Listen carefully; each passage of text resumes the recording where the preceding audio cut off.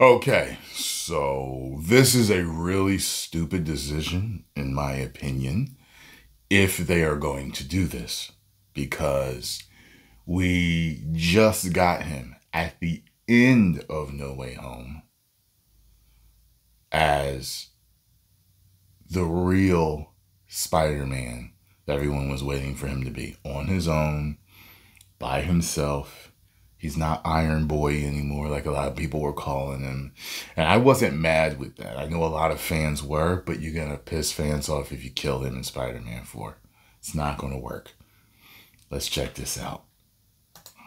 Peter Parker might die in Spider-Man 4. And yes, we are talking about Tom Holland's Spider-Man 4, not Tobey Maguire's. There is a possibility that Tom Holland's Spider-Man could die in Spider-Man 4. However, there is a catch to this. He will be brought back to life by the Venom symbiote. Let me explain. Insider Daniel RPK reported that filming for Spider-Man 4 is scheduled to start this fall, aiming for a release in fall 2025. Then he stated, the symbiote, teased at the end of No Way Home, is expected to feature in the movie. But the really interesting part is what followed this. Several insiders have hinted that Spider-Man is actually going to die. This post on Twitter got many replies from insiders, from new insiders, and from some qualified, very reliable insiders as well. One came from the account Austinverse, who stated, he is dying and the Venom symbiote saves him. Get the black suit, and the movie cuts to black. And that this would actually be the very end of the film. Cryptic HD Quality, who has a very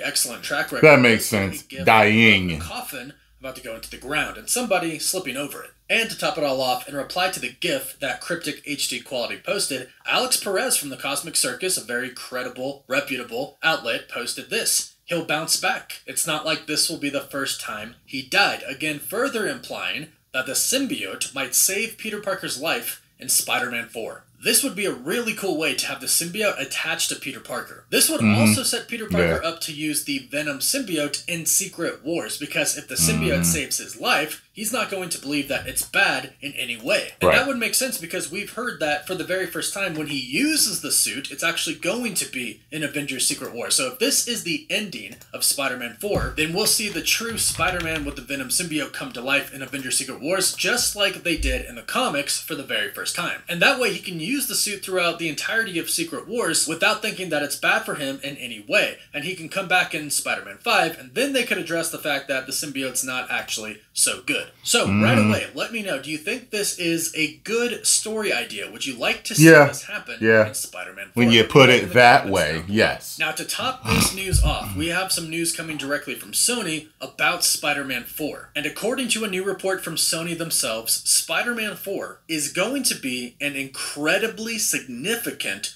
event. And that sentence is coming directly from Sony Pictures chairman Tom Rothman. We already knew that Spider-Man 4 was going to be big, but it's starting to sound like this movie could be even bigger than we thought it was. And don't F it up, because you did great with No Way Home. Spider-Man and Andrew Garfield Spider-Man might be returning for this film as well. And it sounds like Sony's input and influence over the new Spider-Man 4 movie with Tom Holland coming to the MCU might have affected the movie a little bit more than we thought it has. So not too long ago, we started to hear that Sony was really starting to kind of pressure Marvel Studios about Spider-Man 4. They had started to give them their input on what they specifically wanted from the movie, from the story, from the characters, everything with Spider-Man 4. Even though this is a Marvel Studios MCU film, of course Sony is sharing the rights with Marvel Studios, so they do have a say. And originally, when we first heard this news, this really did concern kind of everybody. Marvel Studios had a very particular story in mind for Spider-Man 4, with them wanting it to be a pretty grounded story, tying into Kingpin and Daredevil Born Again and The Punisher. Meanwhile, Sony wanted to go all out and go even bigger than Spider-Man No Way Home and make this a big, huge multiversal film. Then we heard that they kind of found a medium. They kind of both agreed on what the movie was going to be, and both parties were happy, which is great, but now it sounds like the multiverse aspect of it is going to indeed be a huge part, which makes sense considering we are going to be going into Avengers Secret Wars. But yesterday, a Sony executive gave us a little bit of an update about Spider-Man 4, also Spider-Man Beyond the Spider-Verse for those interested in that movie as well. The Sony executive talked about both of them. Also, he hints that Venom 3 is going to be an incredibly huge movie. Yesterday in an interview with Deadline, I hope Sony chairman I hope Tom they do better than they Rothman did was last asked time. how movies are going to be great. Now, the question that was asked to him wasn't specifically about Spider-Man or Venom, though he chose to mention both in his answer, but they were asked about Planet of the Apes and the upcoming Zelda movie franchise, and looking at video game IPs as good movies that they could possibly make, and basically how to make good movies, and this is what he had to say in response. And this should make Zelda fans feel a little bit better about the live-action Zelda movie that is coming.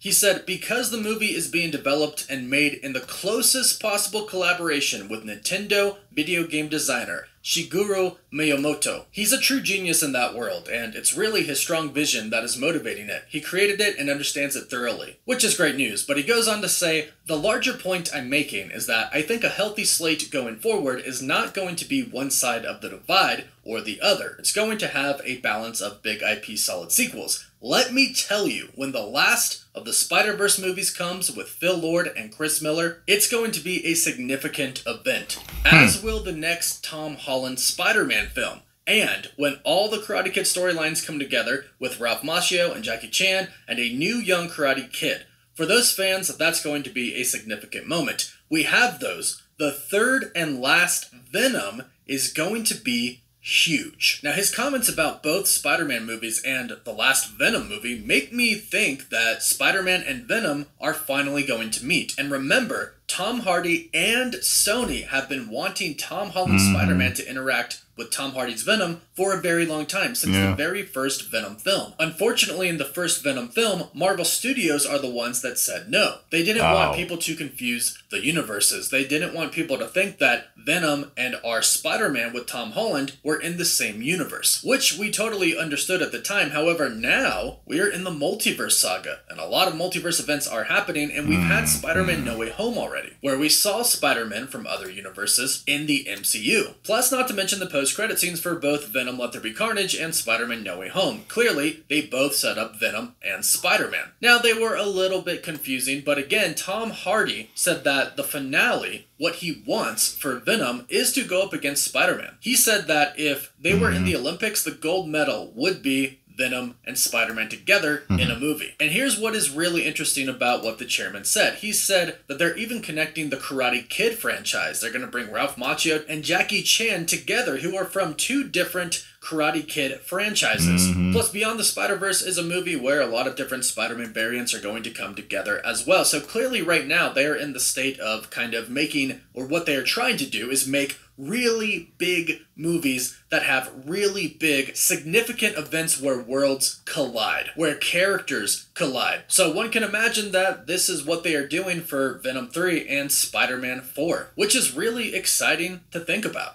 I hope we get specifically Tom Hardy's Venom versus Tom Holland's Spider-Man. Fingers crossed. But also, what are we going to be getting for Spider-Man 4? How is this going to be a huge, significant event? Well, we heard that Sony wanted Tobey Maguire and Andrew Garfield back for the movie. Plus, Venom could make his debut in the MCU as well. And if that is the case, then this movie really is going to be a huge, significant event because it already has so much going on for it. Especially if the other Spider-Men show up, and I think they could, but at the end of the movie, but we'll get to that in just a bit. Things that are reportedly going to happen in this movie are, 1, Kingpin is going to be the main villain of New York City. He's going to make being a vigilante illegal, and that's kind of who the main villain is going to be. But at the same time, it's said that Miles Morales is going to make his MCU debut in this movie as well, which a lot of people are really looking forward to. We've also heard that Black Cat is going to be in the movie, and she's going to be a new romantic interest for Peter Parker. And now to top it all off, it sounds like the Venom symbiote is going to come into play in this movie as well.